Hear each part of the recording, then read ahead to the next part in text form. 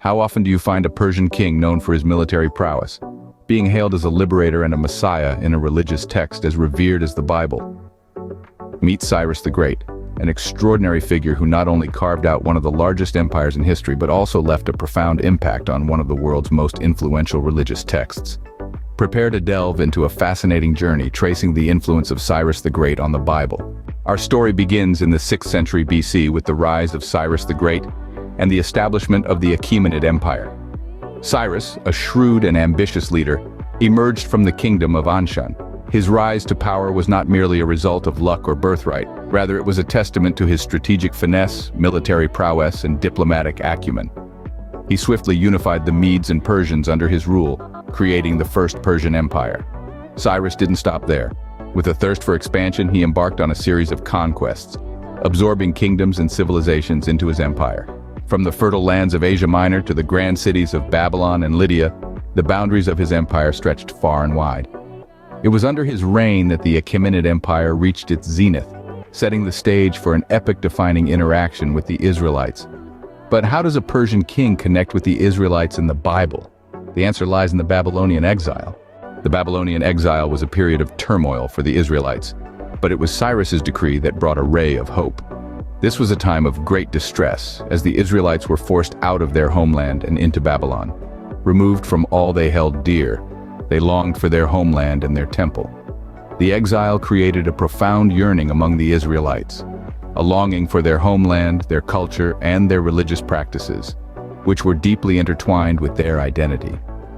Stripped of these, they were a people in despair, yearning for a return to normalcy. Enter Cyrus, the Persian king. He was not just a conqueror, he was a liberator. He issued a decree, a royal command that would change the course of history for the Israelites. This decree, as mentioned in the books of Ezra and Isaiah in the Bible, allowed the exiled Israelites to return to Jerusalem. But he didn't stop there. Cyrus also permitted them to rebuild their temple, their cherished place of worship.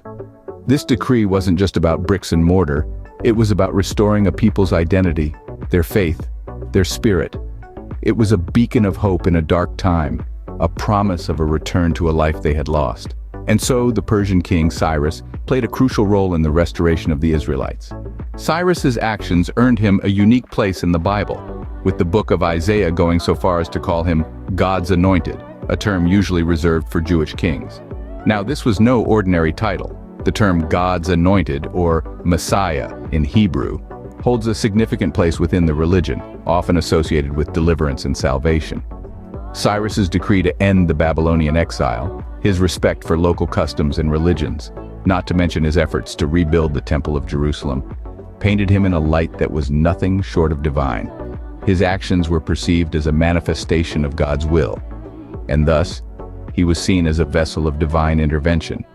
It's fascinating, isn't it?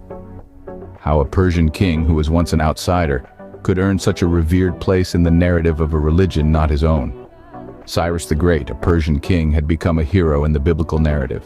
The influence of Cyrus the Great on the Bible is not just historical, but also deeply symbolic. His actions, as recorded in the ancient texts, paint an image of a ruler embracing religious tolerance, freedom, and restoration. Cyrus's decree that ended the Babylonian exile is emblematic of this ethos.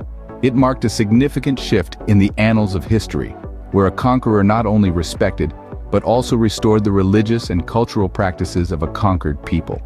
This act of benevolence and respect for diversity is mirrored in the biblical narrative, where Cyrus is portrayed as a divinely appointed liberator. He stands as a symbol of hope for the oppressed, a beacon of religious freedom, and a champion of cultural diversity. Indeed, Cyrus's legacy continues to resonate, serving as a testament to the power of benevolent leadership and the potential for unity amidst diversity.